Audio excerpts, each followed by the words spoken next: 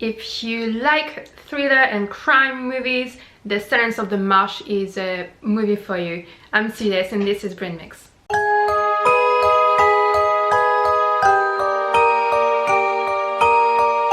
So The Silence of the Marsh, or in Spanish El Silencio del Pantano, it's a movie that was released in 2019 that's available on Netflix. It was directed by Maxwell and written by two writers, Carlos De Pando and I can't remember, Sarah Antuña. It's a crime thriller, so it's set around a writer that was played by this man who you might know from Gran Hotel, but I'm kidding, probably you'll know him from La Casa de Papel as Berlin. So he's the main character of this movie and is the main something. I can't say too much to you in this presentation without spoiling you. So his character is a writer. He's researching and writing a novel. He writes crime novels and he's been very successful, and throughout the movie you realize, you don't maybe, that the character and so the writer is actually blurs line with what he's writing and what is actually real. And so what stuff happen in society where he lives happens also in his book. And so there's like a elected official and a professor in the university. So you don't know what he's done, but he's been charged with some stuff, and there's a lot of words about him in the newspaper and stuff. And something happened to that person and you don't know, and it's like that throughout the movie. You don't know actually what's real and what's not, because when the character, the writer, narrates what's going on in his book, it's also being narrated on the screen and during the movie. So because there's a narrator, yourself as a spectator, as a viewer of this movie, you don't know really if it's real what's happening, or if what is the narrator saying is actually only on his book.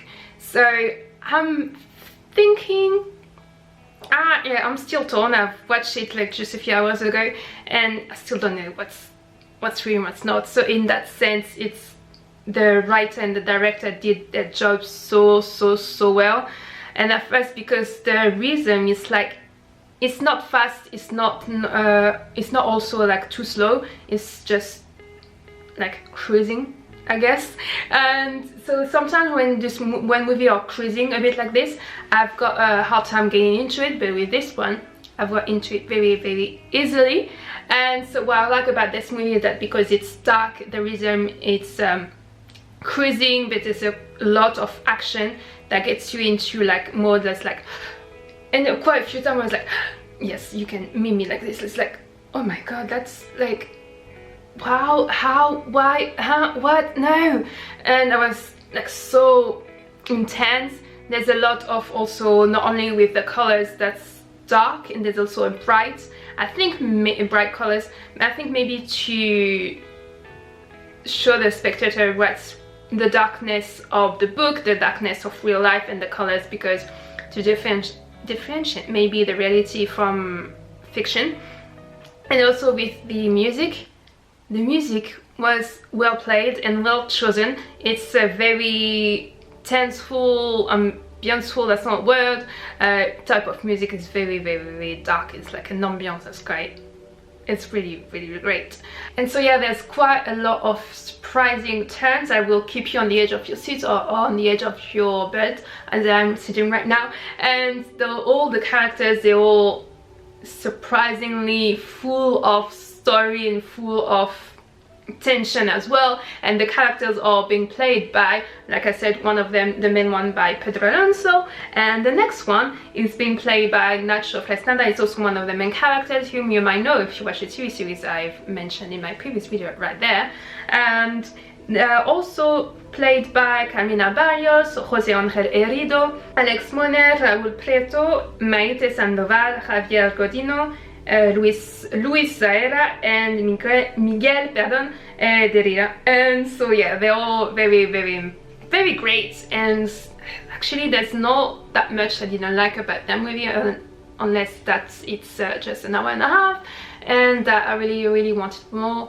And there's, oh yeah, the one thing, it's not something I didn't like that was bad about that movie, and just as an actor, this one is very great. Which I found him, well, the first time I saw him was in the TV series, I can't remember right now, I think it's, the title is Con Permiso. He's also one of the main characters in it, and I was like, oh my god, there's him inside and in the movie, and it's like, ah, he's so good. He was so good in Con Permiso, and he's so good in this movie, but it was so short. It was in this movie, The Silence of the Marsh, just for a few minutes, and just really want to see him more of him in that movie. But no, maybe in the next one, who knows. So yeah, if you like crime thrillers, if you like tension, if you like being scared but psychologically scared, and if you like watching movies with a lot of tension and with a lot of atmosphere and darkness, and if you also like a bit of violent movie but not too much, The Silence of the Marsh or El Silencio del Pantano is one for you. I can't recommend it enough. Like I said, it's available on Netflix, and if you don't have Netflix, I'm sure it's available on other platforms, or HBO Max probably, because it's a Spanish movie, or on Movie Star Plus maybe. And so yeah, if you like the video, don't forget to give it a thumbs up if you like that type of video, and to support me as well. Don't forget to subscribe, to share the video also, and do comments, write comments underneath if you like the video, if you watch the movie, and if you have any recommendation. And also that very helpful for the reference of this video. And I will see you next time on the 13th of March. I'll see you. Bye.